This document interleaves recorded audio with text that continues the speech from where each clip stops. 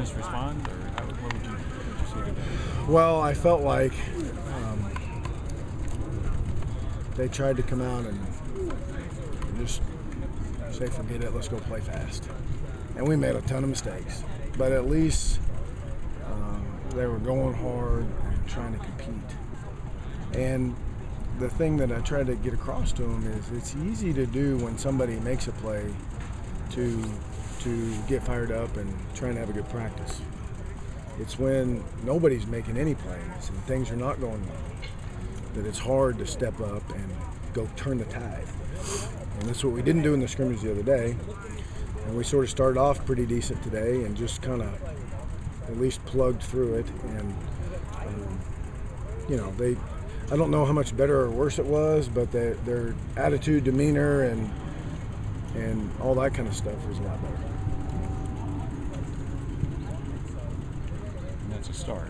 Yeah, absolutely. It's a start. And the key is, can we get them to do that more consistently? And can we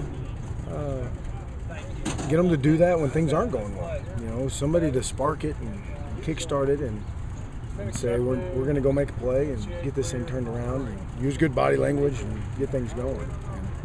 And, we simplified a few things, tried to kind of go back to basics and didn't do too much. I think probably at least helped us a little bit from a coaching perspective. But, there's plenty to improve on. When you say somebody needs to step up and turn that, does that fall on the quarterback, or are you just looking for anybody who's going to be that assume that leadership? It's just when things aren't going well, it's easy to go with the tide, right? It's no different than you're standing at a crosswalk in New York City and it says don't walk, and one person walks, then the next person walks, and then the whole crowd walks across the street. It's the same thing. Things aren't going well, and it's easy just to follow that crowd. And whoever it is, it doesn't matter. We've just got to find a way to break through that, because all it takes is a spark to get things going back the right way. And having that I'm going to make the next one attitude is what we got to sort of develop. It falls on all the positions. It falls on the offensive line, it falls on the running backs and quarterbacks and everybody. Are you starting to see some guys maybe develop a little bit of that leadership? I think some. We have some guys that are trying to do the right thing.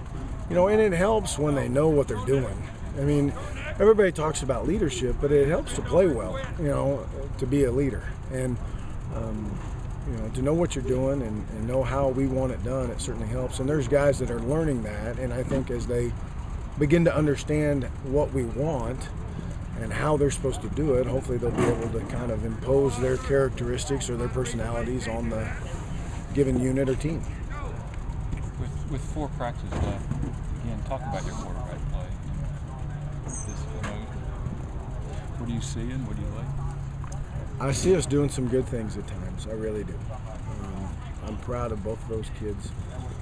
I'm pretty hard on them. But they both want to play well. And I don't think either one of them think it's good enough just to play. I think they really want to be as good as they can be. And that gives you a chance. And we've still got to develop some things from a fundamental standpoint. But I see some things where we're starting to throw the ball ahead of time instead of a half second too late, which is a good sign. Because a lot of times those windows, those guys aren't just slam open about 20 yards. You got to be on time and get the ball in the windows versus on coverage.